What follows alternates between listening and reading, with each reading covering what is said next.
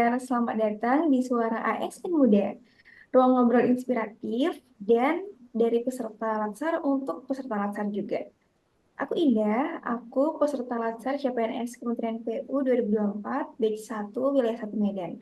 Aku dari BP2JK Sumatera Utara dan hari ini aku ditemani oleh teman-teman hebat satu angkatan aku dan kita akan bahas topik yang relate buat kita semua yaitu masifnya penggunaan media sosial di kalangan generasi muda Indonesia. Hari ini kita nggak akan cari benar atau cari salah. Hari ini kita pure akan berbagi sudut pandang terkait masalah ini. Pertama-tama kita mau kenalan dulu sama teman-teman yang ada di podcast kita. Pertama itu ada Kak Jos. Halo Kak Jos. Halo Kak Enda. Perkenalkan teman-teman, nama saya Joses Abigar Subakti, saya dari BJKW Wilayah 1 Banda Aceh. Saya CPNS Jakfung Pembinaan Jasa Konstruksi. Terima kasih. Thank you Kak Jos. Selanjutnya ada Kak Kezia. Hai Kak Kezia. Halo Kak Indah dan teman-teman semua. Perkenalkan aku Kezia. Aku dari BP2JK Wilayah Kepulauan Riau dan saat ini CPNS Pranata Humas. Dari Kak Kezia kita lanjut ke Kak Noni. Halo semua, kenalin aku Noni Novita Liliana, aku dari BPPJN Sumut, sekarang CPNS di Japung, Analis Pengelolaan Keuangan APBN. Terima kasih. Terakhir ada Kak Mindo. Boleh kenalin diri dulu Kak Mindo. Ya, halo Kak Indah, teman-teman semua. Perkenalkan, aku Mindo Persolian Sormin, bisa dipanggil Mindo. Aku jabatannya Pranata Komputer Ahli Pertama di penempatan Balai Besar Wilayah Sungai Sumatera II Medan. Salam kenal semuanya. Nah, hari ini kan topik yang akan kita bahas tuh adalah masifnya penggunaan media sosial di kalangan generasi muda Indonesia. Seperti yang kita tahu, kita pribadi sebagai generasi muda itu nggak bisa lepas sama sekali dari yang namanya internet, media sosial. Bahkan ada penelitian yang menyebutkan kalau kita itu paling lama bisa jauh dari handphone atau dari media sosial itu hanya 7 menit. Jadi selepas dari 7 menit kita bakal kecarian handphone dan pasti akan nge-scroll medsos itu lagi itu lagi. Jadi ini kita akan bahas itu. Mungkin pertama-tama kita bakal tanya nih ke kalian semua. Kira-kira apa sih menurut kalian tuh kenapa kenapa sih media sosial bisa sangat masif gitu penggunaannya di Indonesia?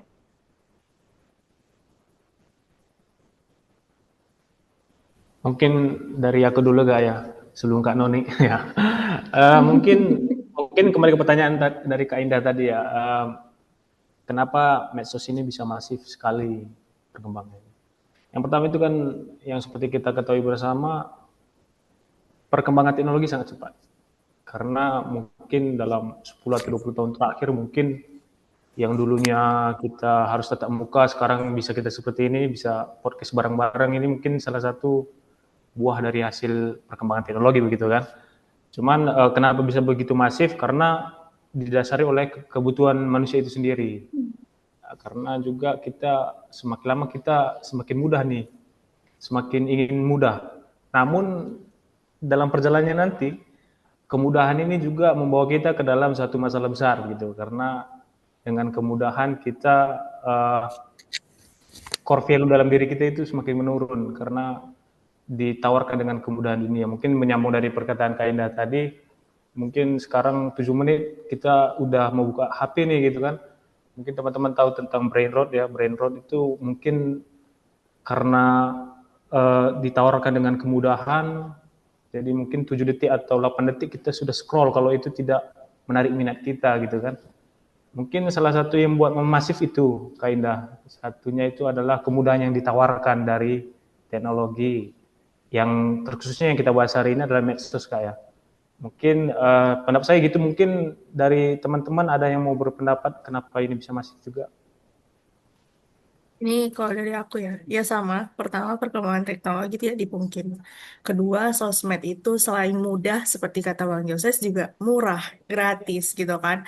Kita mau ketawa bisa, mau tiba-tiba nangis bisa, mau ikut marah-marah juga bisa gitu kan. Mau cari info gimana review film ini, buku ini, dan lainnya juga bisa. Mau cari tahu hobi baru juga bisa gitu. Cuman apa apakah semuanya yang mudah itu akan seenak itu juga, ya nggak tahu juga gitu kan. Kalau dari Kak Keza nih, ada nggak sih sisi enak gak enaknya pakai sosmed tuh kayak gimana? Mana tahu ada experience-nya. Sebenarnya menurut aku pasti ada ya experience-nya. Sisi nggak enaknya kita kalau misalnya ngelihat sesuatu itu harus kayak jadi skeptis gitu loh. Duh ini beneran gak ya? Atau ini kayak sebenarnya bohongan gitu. Jadinya kebanyakan mempertanyakan hal-hal kayak gitu udah jadi ketinggalan gitu loh. Terus udah gitu sisi negatifnya juga kalau kita nggak tahu dikit tuh jadi kayak bahan bulian teman-teman kali ya kayak ih lo kudet banget gitu kan. Tapi sebenarnya banyak juga sih sisi positifnya gitu. Benar kata Kanoni tadi, kita bisa dapat segala sesuatu dengan cara yang mungkin kalau aku bilangnya murah ya, karena kita masih harus beli kuota gitu ya untuk bisa akses internet itu gitu. Jadi dan juga penggunaan medsos itu kan bisa mendekatkan yang jauh dan menjauhkan yang dekat. Contohnya kalau mendekatkan yang jauh kan kayak kita sekarang gitu ya, bisa ketemu di momen ini gitu. Tapi kalau menjauhkan yang dekat ya contoh simpelnya aja pasti kalau kita lagi nongkrong sama teman-teman pada sibuk main HP kan gitu. Mungkin Bang Mindo bisa nambahin kali ya. Iya, benar ya kata Kak Kezia, kalau sosial media itu bisa menjauhkan, bisa mendekatkan, tergantung kita bagaimana menempatkan sosial media itu di kehidupan kita. Kalau dibilang menjauh, mendekatkan, positifnya itu salah satunya itu menjaga koneksi jarak jauh. Misalnya kita punya saudara di luar tempat kita tinggal, misalnya beda provinsi, beda pulau bahkan, dan mungkin jarang kita bertemu dengan mereka dengan melalui transportasi supaya menuju bertemu satu dengan yang lain. Ya kita bisa bertemu dengan mereka melalui sosial media, kita bisa video call, bisa chatan dan sebagainya gitu. Atau mungkin kita juga punya teman lama yang sudah tidak lama bertemu, mungkin waktu teman kita SD, teman kita SMP, bahkan SMA yang sudah merantau ke berbagai tempat, sosial media kadang bisa mempertemukan kita di situ gitu. Atau yang paling lebih luasnya membentuk komunitas yang satu passion dengan kita. Misalnya kita ada komunitas misalnya menyanyi atau menari atau olahraga gitu. Jadi di sosial media itu kita bisa mendekatkan satu dengan yang lain yang mungkin belum pernah kita temui secara langsung. Namun di satu sisi itu kalau kita tidak benar-benar menempatkannya dengan baik, kita juga itu juga bisa menjauhkan kita gitu. Jadi interaksi tatap muka yang seharusnya kita lakukan lebih sering, jadinya kita bertumpu pada sosial media itu. Jadi itu sih kita membuat sesuatu yang seharusnya lebih dekat dengan kita, misalnya orang-orang yang ada di rumah atau teman-teman sekitar kita, walaupun sebenarnya jarak antara kita itu tidak terlalu jauh, mungkin kita bisa samperin atau misalnya bisa kita jumpai langsung, tapi karena ada sosial media, ya udahlah lebih baik chat aja, lebih baik telepon aja. Karena itu secara tidak langsung juga mengurangi interaksi tatap muka kita dengan mereka gitu. Selain itu juga yang membuat jauh itu eh, kita kadang membuat perbandingan dengan apa yang kita lihat gitu.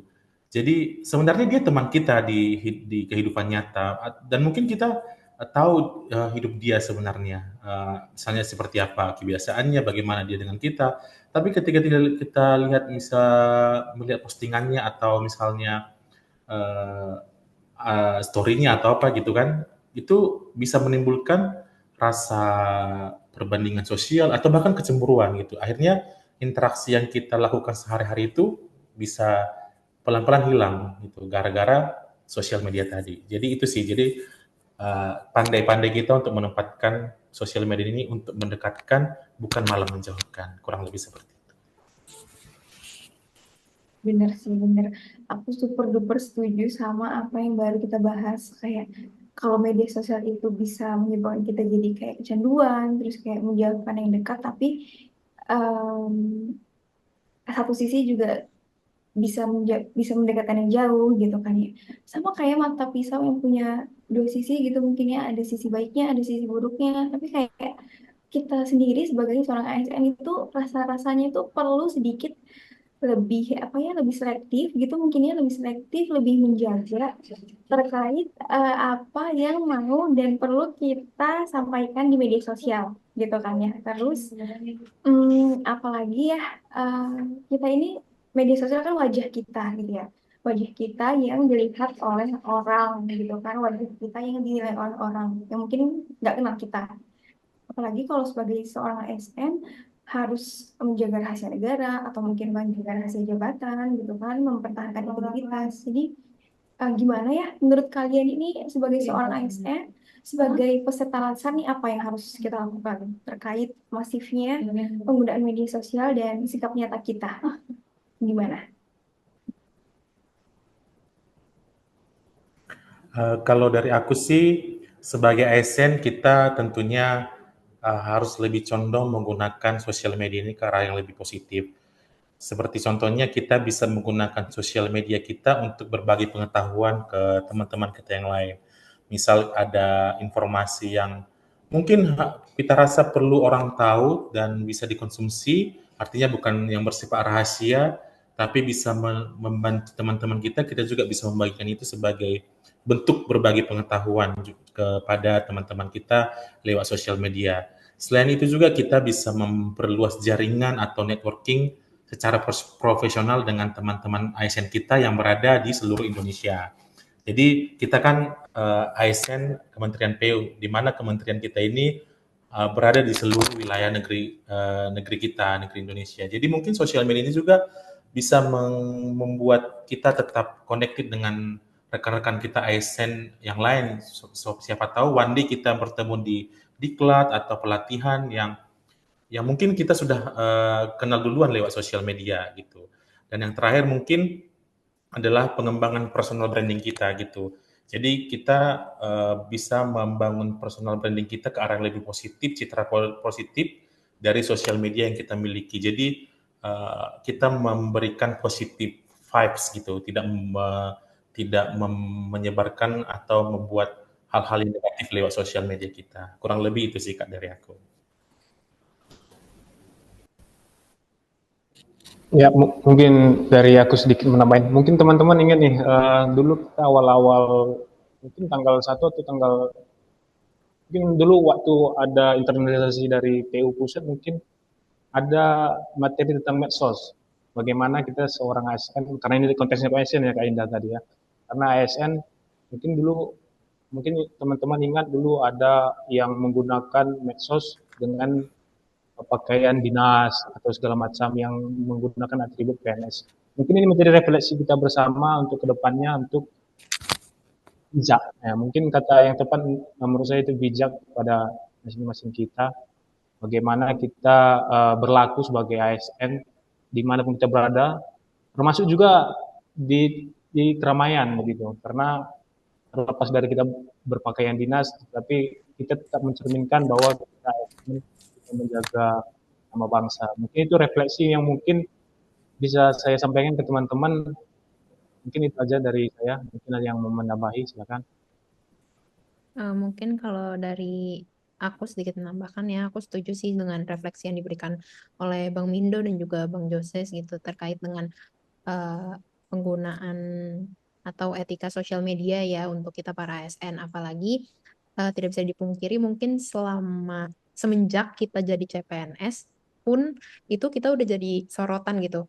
Bukan cuma sorotan bagi khalayak luas ya, tapi mungkin dari skala dekat aja dari teman-teman kita, dari keluarga kita, dari lingkungan sekitar gitu. Jadi pastinya sebagai seorang ASN kita juga wajib untuk menjaga sosial media kita, bukan yang jadi eh, apa ya namanya, bukan yang jadi tidak jadi kayak gimmick gitu, jadi membohongi publik tentang diri kita, tapi lebih ke eh, menjaga brandingan kita di sosial media karena kita tuh seorang eh, aparatur negara gitu. Itu dari aku. Mungkin Kanoni bisa tambahin.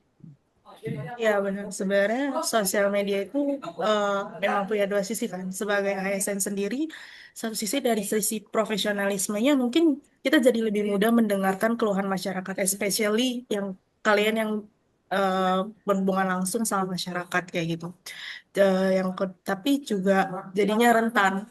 Kayak contoh, apa-apa sekarang viral, apa-apa kadang suka di videoin. Jadi kita juga harus hati-hati bersikap. Nanti viral malah menjelekkan nama instansi, eh, bisa berbahaya juga dan menghancurkan karir juga gitu. Di samping sebagai ASN secara personal, memang sosial media juga bisa jadi kesempatan. Let's say, siapa tahu kalau misalnya memang dipergunakan dengan baik, bisa jadi selebgram, which is you get much more money gitu kan, dapat extra money lagi gitu. Tapi kalau misalnya ya itu tidak diwaiskan, ini banyak juga kan yang sekarang itu jadinya kayak mempermalukan diri sendiri atau menjelek-jelekan orang lain karena postingan dianya sendiri di sosial media kayak gitu sih. Terima kasih. Kak Berarti Indah satu gimana Kak kata ya. Indah? Jadi aku udah mulai menyimpulin nih dari keempat-empat atau mungkin dari kelima-lima tadi kita udah ngobrol kan.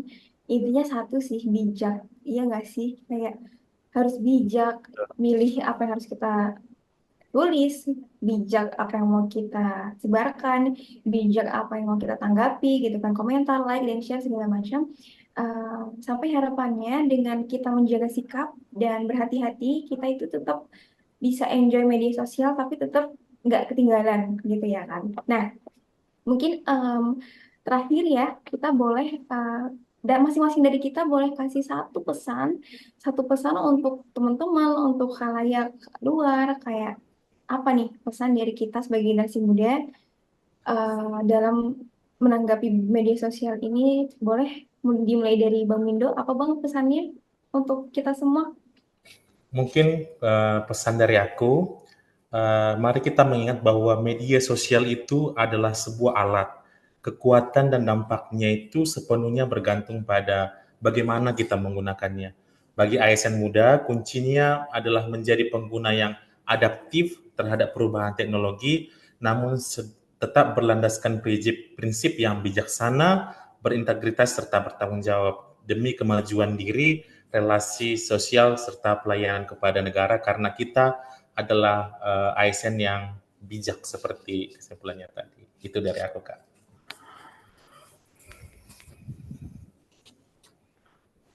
Mungkin dari aku dulu ya, boleh ya.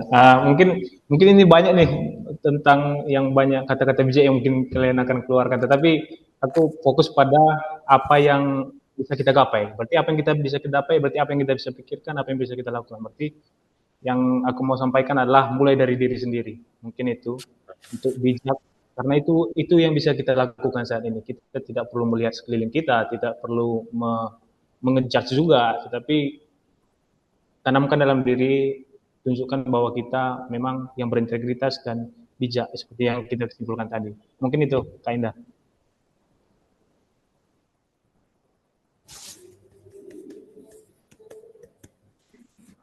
Kalau dari Kak Noni atau Kak Kezia mungkin?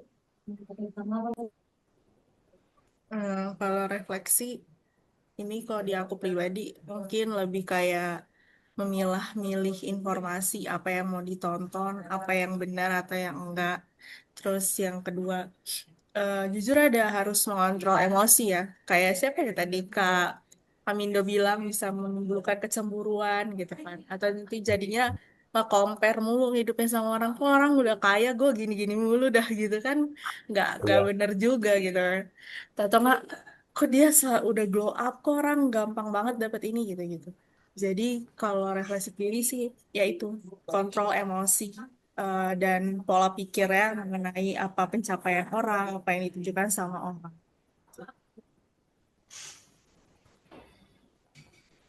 Mungkin aku akan merangkum dari Bang Jose, Bang Mindo, dan juga Kanoni. Kita tuh harus mulai dari diri sendiri, bijak bersosial media, kontrol emosi juga, manfaatkan sosial media tuh di part baiknya aja, seperti dapetin informasi, inspirasi, dan juga jangan FOMO, jangan malah jadi eh, iri karena melihat pencapaian orang di sosial media, tapi kita ciptakan komunitas yang membangun di media sosial.